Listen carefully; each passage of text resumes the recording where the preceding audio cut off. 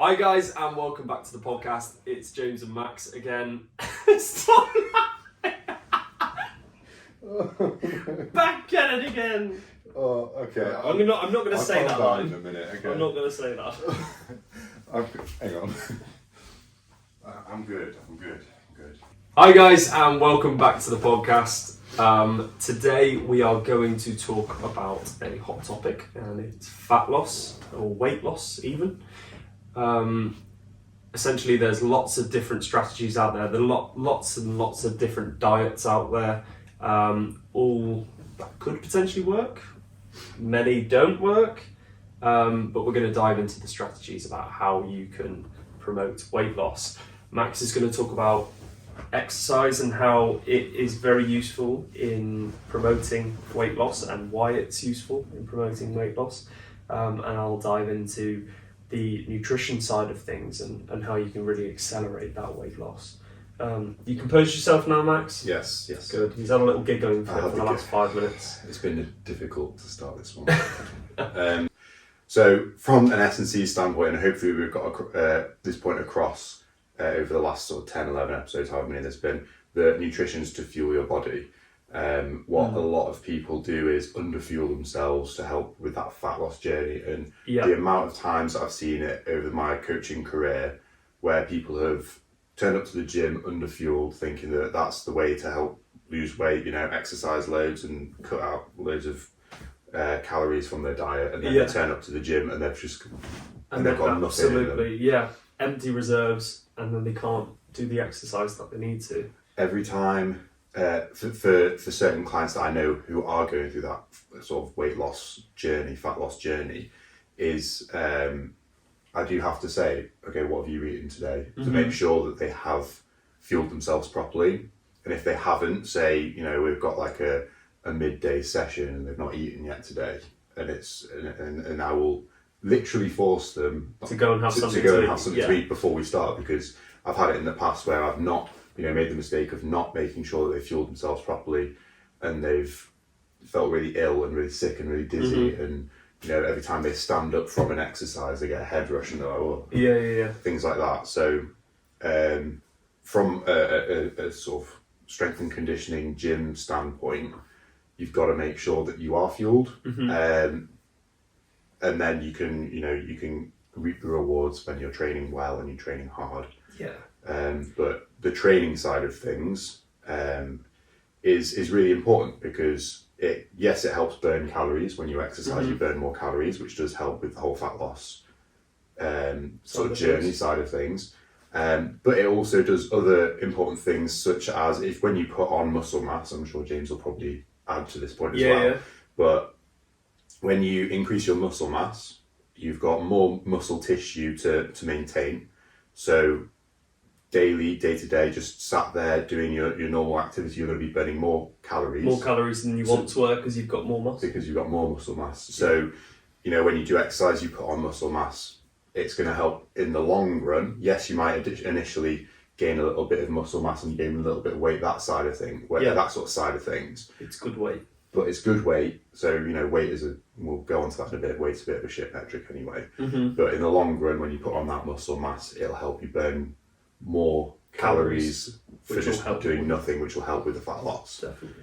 I think a lot of people, when they decide they want to lose weight, or they decide they want to lose fat specifically, they want it almost instantaneously. It didn't take people 5 days, 6 days to get 4 or 5 stone overweight. It took them years. It could have taken them a year. It could have taken them 5 years. They could have, always been over a certain weight since the age of 6 or 7. Now, you're not going to lose that weight as quickly as you want to. You've got to lose the weight at a safe pace to make sure that you're not fatiguing, like Max said, because if you are underfueling yourself, you are not performing in anything. If you are really cutting your calories, you are not mentally with it. You're not going to be able to do your job. You're not going to be, if you're a student, you're not going to be able to study. If you're, employed, you're not going to be able to do your job as efficiently. You need to make sure that you're fueling your body, your brain, so that you can lose weight. If you go on a crash diet, it is that you will lose weight, but it won't be sustainable. And then as soon as you start to eat again, you'll put all that weight back on. You need to learn healthy habits. You need to understand that it takes time, and you want to enjoy the process.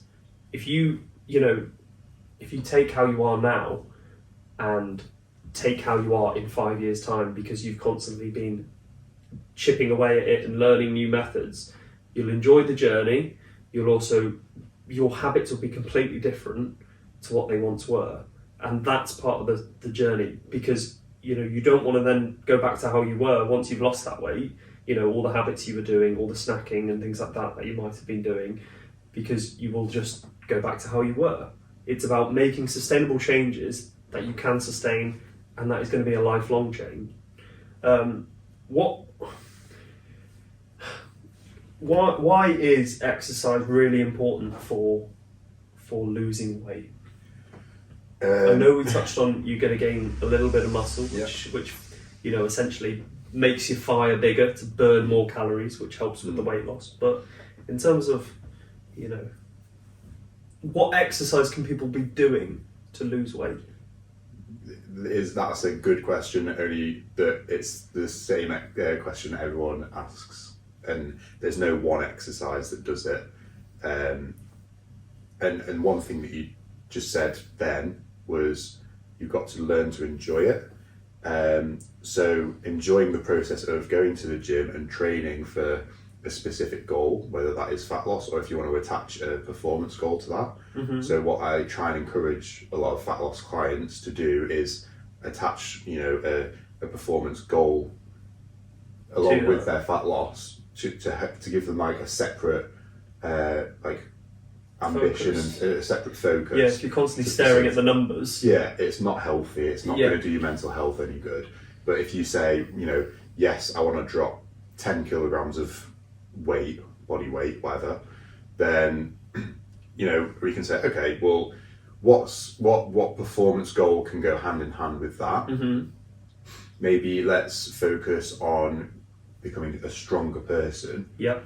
Let's get you lifting heavier weights. Mm-hmm. Let's get you that muscle adaptation. Let's get that gain in muscle to help with that long-term fat loss. Yep. But also in turn, you trying to become a stronger person, you're going to be burning your calories in the gym. You're going to be making sure that your diet's getting better, because if you're wanting to get stronger, you're going to have to make sure that you're recovering well. You're going to have to make sure that you're... Like we've touched on all those other episodes. Exactly.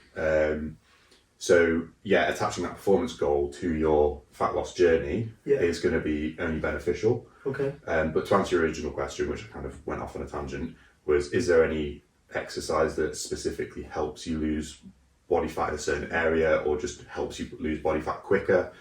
Arguably, the cardiovascular fitness sort of type of training mm-hmm. can burn more calories, and therefore might help with that calorie deficit. Over strength training, strength training. Over lifting weights. Yeah. There is that argument. So if you're doing strength training, for example, like I just used, mm-hmm.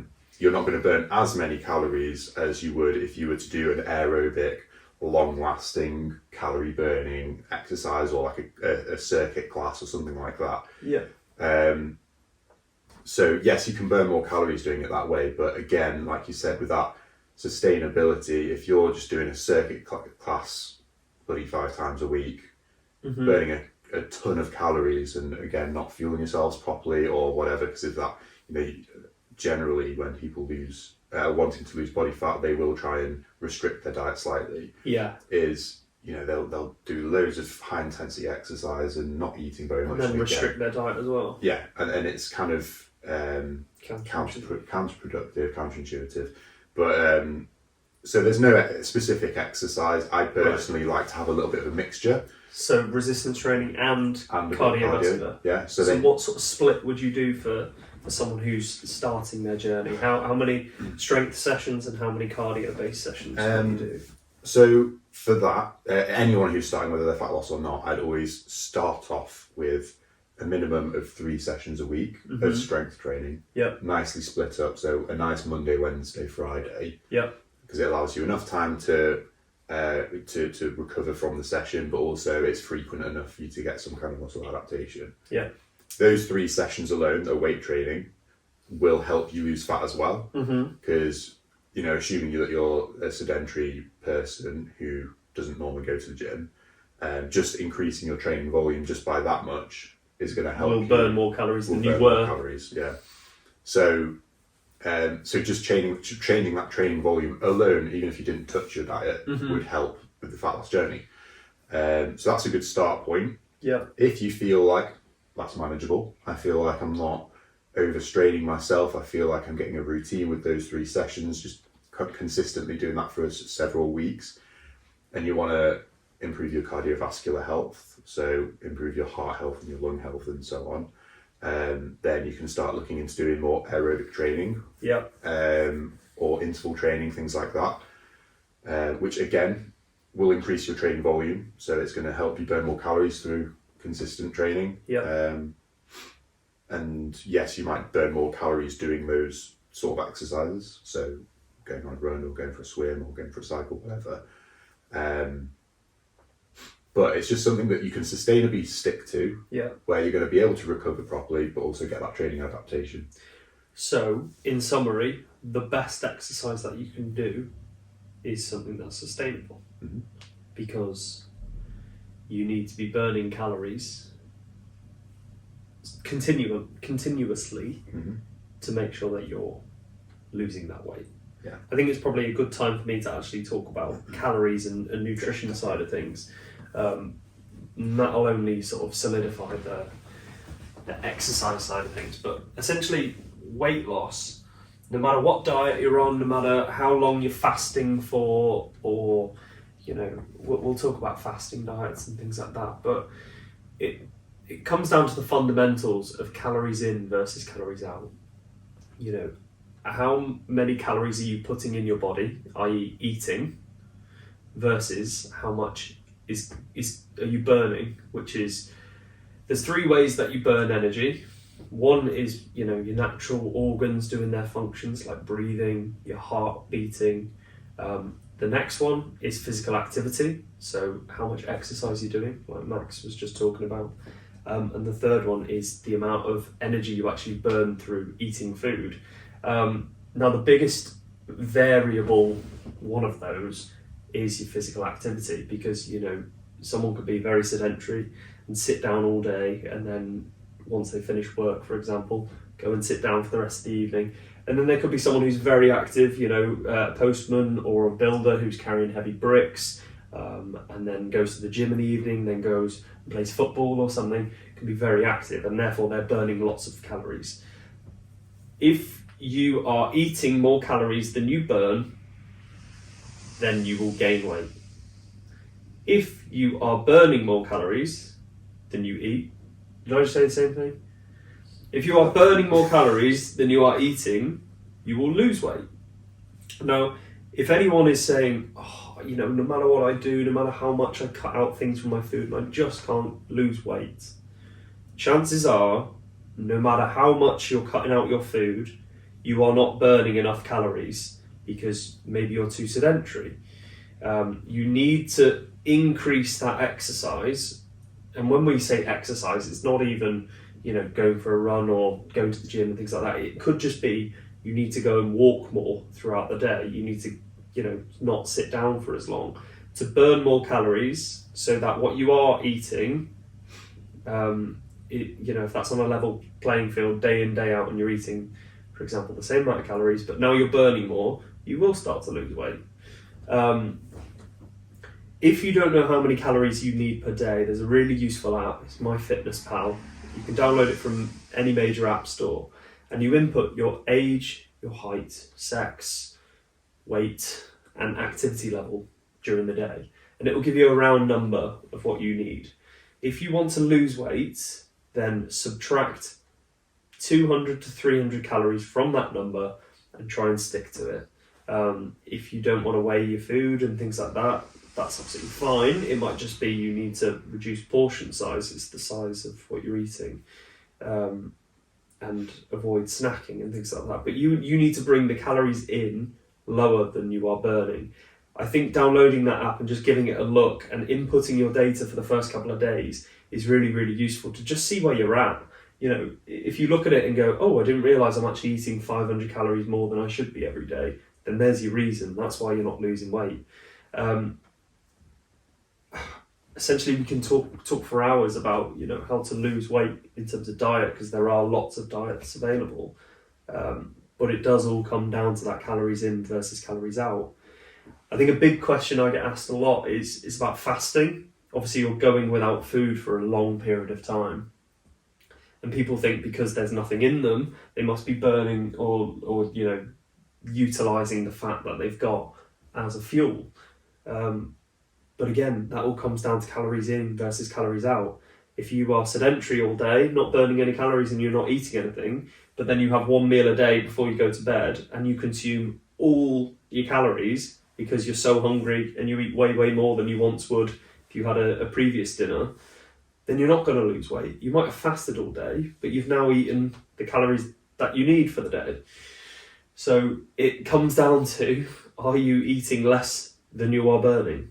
And if you are, you will lose weight. My major point is that, and I use this kind of analogy with any of my clients, with especially if they're fat loss, is like if you train and eat and do everything like an athlete would, you would get the result that you want in terms of fat loss. Obviously, you've got to make sure that you're fueling yourself properly. You've got to make sure that you're training well and effectively, and you've got to make sure that you're doing the little things.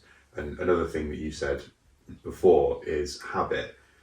When a person grows up a healthy weight and lives their life as a healthy weight, a lot of people might say, "Oh, you're lucky that you've got this, this, and this. You know, you're lucky that you've stayed the same weight the whole life, and you've not had to go through the difficulty of being overweight and having to try and lose it." Which, of course, that is a struggle of yours, and that's 100% appreciated. But it all boils down to the habits that person has. Yeah. The reason why that they are the way that they are is because of the habits that have. It's a result of the habits that they have. So, for example, myself, I've always been reasonably athletic because I've always been a sporty kid. Yeah, I was a sporty kid, and my parents fed me pretty well. And that's it. I know a lot of people aren't potentially, they don't get given those environments to, you know, like you just said, your parents put you in sporty situations, and some parents don't do that for their children. But you've always grown up doing that, and then it's become a habit. Same with me. But I understand out there that, you know, some parents don't put people into those sporty environments, or children just don't enjoy sport, and then it does come down to that consistency. It comes down to finding something you do enjoy. You know, even if it's walking your dog 5 times a week because you love getting out in the fresh air and walking your dog, that's more exercise than you might once have done, and that will help you towards burning more calories. Absolutely, yeah. I think a good, just why it popped up in my head is, you know, if you're wanting to form new habits to help lose weight or gain weight or whatever, if you're trying to form new healthier habits, there's a few different methods that you can use. And I read a book which I'm going to steal these ideas from, called Atomic Habits. Yeah. I've heard it. It's on my list. I haven't read it yet. I tell you what, it's genuinely very, very good. Okay. I've learned a lot from it, and it's essentially a book. James Clear? I don't know, I can't remember. Atomic Habits, but it's basically a book that teaches you how to form new habits, but to make it as easy as humanly possible. Yeah. So, for example, for me, as like with my work being self-employed, I make sure there's a method called habit stacking, which is where you attach a new healthy habit to an existing habit. Right. So, for example, me with my work, one habit stack that I do is every time I have a cup of coffee, I'll make sure that I post something on my social media for my business. Yeah. Even if it's just a story, or if it's like I want to write an actual post, or whatever I want to do, I'll do that while I'm drinking my coffee.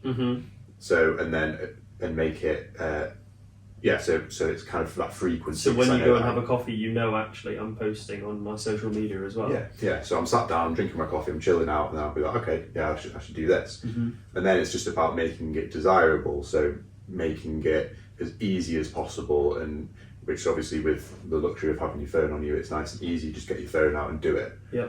And then you can do the opposite as well. So with a bad habit that you have, is make it not easy and not desirable. So, you know, if you're a smoker, rather than having the pack of cigarettes in your pocket, keep it in your rucksack, just so it's a little bit more awkward to get out. And do you know what I mean? Like if you're on the walk, it's harder to get out. Just like changing things around slightly, just to make it a little bit more convenient or inconvenient to benefit you. So, for example, if you know you are prone to snacking and snacking on biscuits or cakes and things like that, it might be difficult at the time to not buy them, but then when you come to your cupboards because you're desiring them, they're not there to snack on. That could be a habit. Yeah. Or like another good one, which I was told years ago when I was learning to be a PT, was rather than when you go for your weekly shop, rather than just going to the shop and getting what you fancy, is write a shopping list. You know, when you've got a bit of time, write your shopping list of things that you want to do. You know, you can be like, okay, I'm trying to be healthier. I'll get this, and this. You know, healthy foods, blah blah blah. Not writing down too many snacks, and then don't deviate from that list when you actually go shopping, because then you know you'll see, there's some unhealthy snacks or whatever which I'm trying to cut out. It's not on my shopping list that I wrote yesterday. Yeah. So I'm not going to do it. Do you know what I mean? Yeah. So almost kind of like in that preparation phase of, okay, I'm going to write my shopping list. Definitely, because I think that you go through ebbs and flows of motivation as well. So if you're in a highly motivated state, that is probably a great time that you could write your shopping list and go, I'm going to buy this, this and this. And then, like you said, when you go shopping, you're only sticking to that list. So I like that. It's quite a good one, isn't it? I learned that a while ago. I do recommend. And I think we're talking about the exercise side of things a minute ago, because obviously I was going into calories in versus calories out, but obviously if you're reducing your food intakes, you are lowering the amount of calories you're taking in, and therefore if your exercise stays the same, i.e. the calories burned, you are still going to be burning more than you're taking in, so you will be losing weight.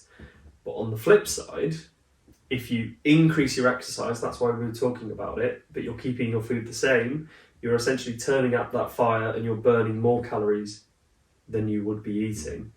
Now, if you do go even further, as Max was saying right at the start, people who are going on a crash diet, so they're really limiting their food intakes, but then they're trying to increase their exercise, that gap between burning is significantly increased. So yes, you're burning way more calories and you're taking in a lot less, but that is not sustainable. You want to keep that kind of gap between energy expenditure and intake just off balance. Just off balance. You don't want to be like this. Exactly. Yeah. If you think about a seesaw, you don't want it flipped on one side because you'll fall off. You want to be slightly teetering to more calories burnt than calories taken in. But yeah, it is about developing those habits. I know it's difficult, but it's from the exercise standpoint, it's developing more habits so that you are sustainably increasing your exercise, so that you're burning more calories, and whether that's finding something you're enjoying. You've spoken about the strength training side of things to help increase muscle mass, so you're burning more calories, that side of things. I think with food, a lot of people will sell you different diets. I know I've just spoken about the fasting side of things, but there's like 5-2 diets where you eat less on 5 days of the week. Oh yeah, that's it. So you eat slightly less on five days of the week, and then on the 2 days of the week you'd eat as you normally would. And overall in that week you eat less calories than you would if you were eating normally for those 7 days a week. Again, that just comes down to calories in versus calories out. Instead of thinking of it in a daily phase, you're thinking on a weekly phase. In a week, you are eating less calories than you were. There's also things like paleo diets, raw meat diet. There's some crazy things out there. There's obviously vegan diets for losing weight as well.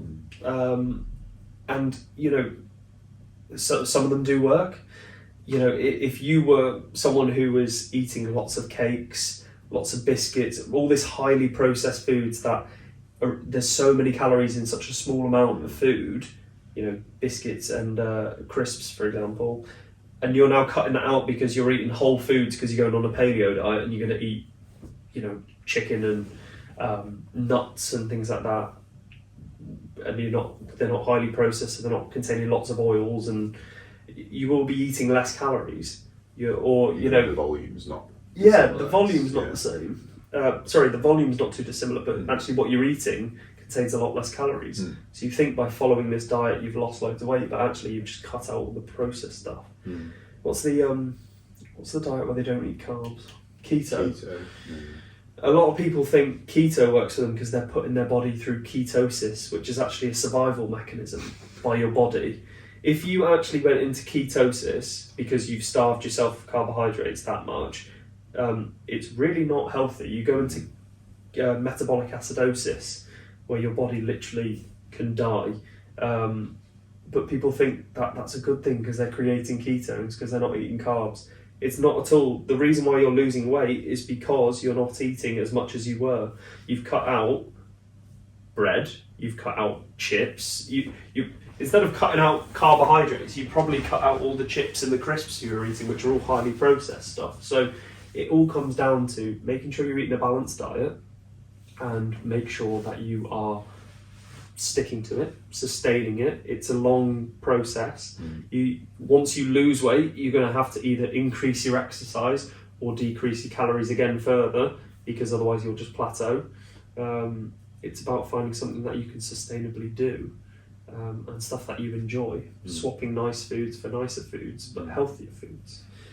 I think one point that I think we did brush past it or brush against it when at the start. Brush against it. I don't know why I said that, to be honest. Anyway, we kind of touched on it before, but it does take a long time. It's a long process. Yeah.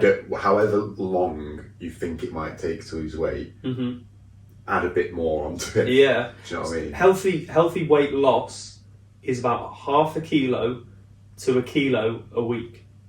Now, a kilo is quite a heavy fat loss as well. A kilo is heavy fat loss, and chances are you're not just losing fat. If you're losing 1 kilo, you're probably losing muscle, and if you're losing muscle, you're losing that ability to burn more calories. Obviously, the more muscle you have, that's why men tend to be leaner than women, because they have more fat. They've got more muscle mass to burn those calories. That's why men can generally eat more calories. Where was I going with that? Completely gone mind blank. You got a point across. I got a point across. That's good. I don't know where you were going to go with it, but yeah. Yeah, mine's gone. It might come back. I doubt it. What else were you thinking? I think that another tip perhaps that I would give is this isn't just fat loss, this goes for anyone who's wanting to start the gym. Sorry, I know where I was going. I've remembered it. Here we go, guys. Tell us, yeah, if you are losing more than 1 kilo a week, you are likely losing the muscle side of it, so you're losing your ability to burn those calories. But if you think about it, take your goal weight. What is it? Okay. Now, what is your current weight? Put it in kilos. Work out the difference. Okay, so let's say you are 100 kilos and you want to be 55 kilos. There is a difference there of 45 kilos. You are not going to lose that in a week. You're not going to lose that in 2 weeks. Not if you want to do it healthily. That is going to take you 45 weeks. How long is 45 weeks? less than a year. Less than a year, but way more than a couple of months. So get that in your head from the start. Know that the process is long and difficult, but you're going to adapt over time and you're going to build, like you said, on stacking habits. If it's going to the gym 5 times a week, but you're only going to do half an hour of exercise, that's your first habit. Then it might be, I'm going to start a couple of strength training exercises a week. You're stacking a habit. Now you're doing some cardio, you're doing some strength. Now you're going to do more volume, because we've spoken about that in previous episodes, that progressive overload. On the same time, you have changed from 5 meals a day to 3 meals a day. Okay, so you've reduced your calorie intake, you've increased your exercise. Now another habit you can stack on that is, I'm going to cut out processed foods. You're stacking those habits, you're building on each other, and that is how you progressively improve or reduce your weight as you want to. And one thing I want to definitely say is weight is a pretty shit metric. Yeah, go on. Like weight is from my experience a terrible metric, because your weight comes is what's the outcome of so many different things. How big your poo was in the morning, how hydrated you are, how much muscle mass you've either put on or lost. Tell me more, whether you've just eaten, how much glycogen you have, how much glycogen you have. If you've got loads of glycogen and now you're suddenly depleted, you've probably lost a load of water weight as well. So it's something to consider if you are trying to lose the 45 kilograms or whatever. If you are weight training, obviously you're going to be gaining your muscle mass, which is obviously going to increase your body weight a little bit. Yeah, but that's good weight. Good weight. You want more muscle to fat ratio. So if you are gaining some strength because you're now running 4 times a week and your legs are getting more muscle, you might not see a change in the scale number. But if you're looking in the mirror or feeling healthier, feeling fitter, don't be disheartened. You know, go off body feel as well. Yeah, 100%. I think that's really important. I think, you know, if you want to measure body fat percentage, that can sometimes be useful, but equally don't get caught up on these things. The numbers are a little bit. Yeah, it's the same with calories. I know at the start I mentioned getting to know your numbers, but I only mentioned that to sort of lay the foundation so you can gauge where you are at the start. It's not something that you would do every day for the rest of your life, is counting calories and scanning your food, because that's when you start to become obsessive with these things. It's okay to sometimes go over your calories. It's sometimes okay to go under your calories. No one's, you know, a robot. But you need to find your starting point. And that's why measuring those calories is really important at the start. But after that, you can get a feel of, you know, what do I eat in a day? Most people tend to have similar eating habits. You know, I have a snack at 11 o'clock and I have a snack at 3 o'clock and I have a snack at 5 o'clock every day. But what I eat might differ. But the size is generally the same. And therefore I know that's why I always stay the same weight. Also, tip, and I experienced it today, so I can, you know, make it personable. Oh, yeah. Is when people notice that you've lost weight. Yeah. So, for example, someone today, I'm not even just saying this, someone, thank you Josh, said that I looked bigger, which obviously is a good thing for me. Absolutely fizz off of that and ride high off of it. Let that motivate you to continue to progress.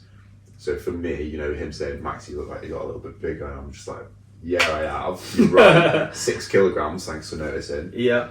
And now, I've ridden high all day. I've made sure that I've been eating really well. I've made sure that I've hit my supplements. I've made sure that I've trained. And it's motivated me to like continue to do the right things. Yeah. And maybe add another habit to the list that I've got, which is only going to accelerate me forwards. So when someone does give you the compliment of just being like, you lost a little bit of weight, fizz off a bit. Yeah, enjoy it. And you know, if it's an objective of yours, this is a whole new topic and a whole new episode, but it's about making sure you're not just looking at the long-term thing. Like I said, if you've got 45 kilos to gain and you've got 45 weeks to do that, don't just look at the end goal. Start with the small goals and build on them. You know, aim for 5 kilos. And when you hit 5 kilo weight loss, enjoy it, celebrate it. You've done amazing. I'm not saying go and enjoy it and put it all back on, but have a day, you know, take yourself out, enjoy it. You've worked really hard. It's never easy trying to strive for something you want to do, you want to achieve. You know, you said you wanted to gain weight. That's not an easy feat. You know, sometimes you have to force yourself to eat more, to train when you don't want to, and you've got to celebrate the wins. 100%. Celebrate wins. Absolutely. Little things. Rule number 1, enjoy the little things. Enjoy the little things. Life is short, so enjoy it. I think that wraps us up for this episode. I enjoyed that episode. I think that's going to be useful for people. I hope you guys have got value from that. If you have, please give us a like. Please give us a subscribe and a review. Let us know what you think. We'll be back next week with more episodes. Hit us up on My Athletic Compendium on Instagram. We'd appreciate the following and the support. Share it with a friend. Wonderful. Over and out. Arrivederci.